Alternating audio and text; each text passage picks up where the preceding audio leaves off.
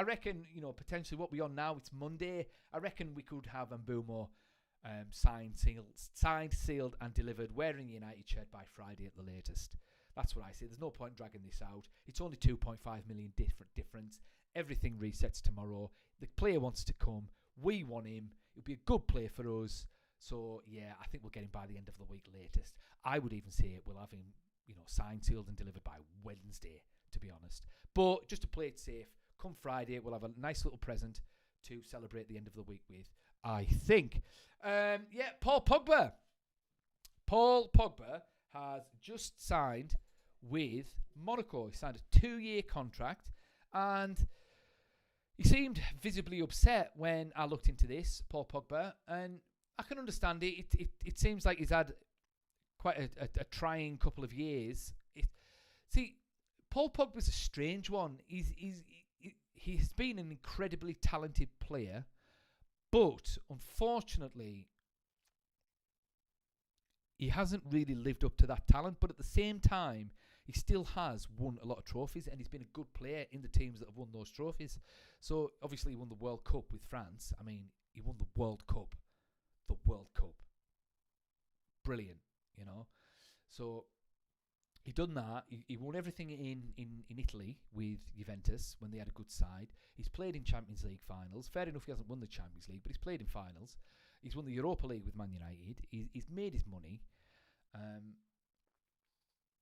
It just didn't quite work out at Man United, because he should really have been like an absolute colossus for Man United in midfield when we had him, but injuries just plagued it. It seemed like he would coast along in a game for like 4 games. On the 5th game, he'd score a blinder, or he'd play really well, and then he'd coast along for another 4 games, and then he'd get injured for 3 months, So we just couldn't get the level of consistency out of him. And plus, to be fair, United have been in a state of flux for the past 10 years anyway, so it's going to be hard for anyone, really. But nonetheless, I hope it works out for him at Monaco.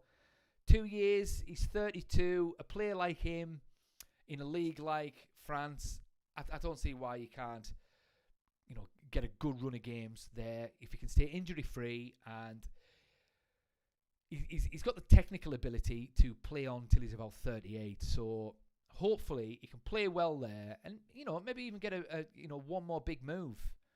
Because there's plenty of players playing until the 34, 35, 36 at the highest level. I mean, look at Lewandowski. How old is he now? 52, and he's still smashing them in at Barcelona. So if he can play it well for Monaco, and then he can have a good World Cup next season for France, who knows? He might get that move to Real Madrid.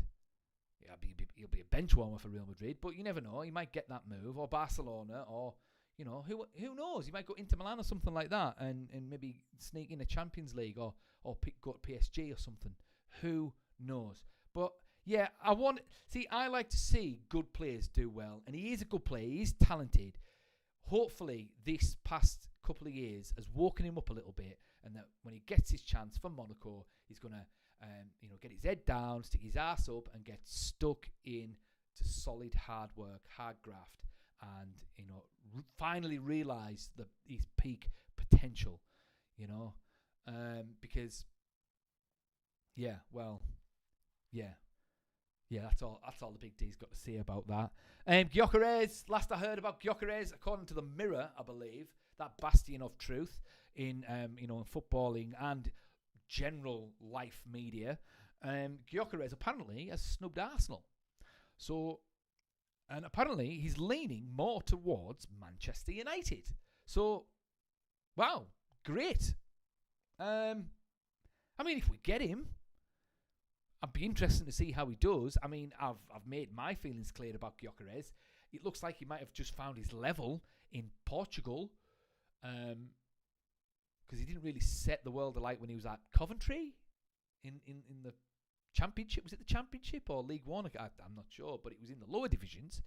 I don't think he set the world alight there. I mean, he's been brilliant. He's been absolutely astonishing for Sporting Lisbon. But yeah, be interesting to see. I mean, he's worth the punt, to be fair, because if we get Mbeumo, we've got Kuna, so they're Premier League proven. So they're going to bring a lot more goals to Man United, and I think they'll help Rasmus Højlund as well. So if we've got those two players plus Bruno, I'm actually quite relaxed about the attacking situation, to be honest, because Cunha can play up front too, and I'm sure Mbeumo could play up front as well.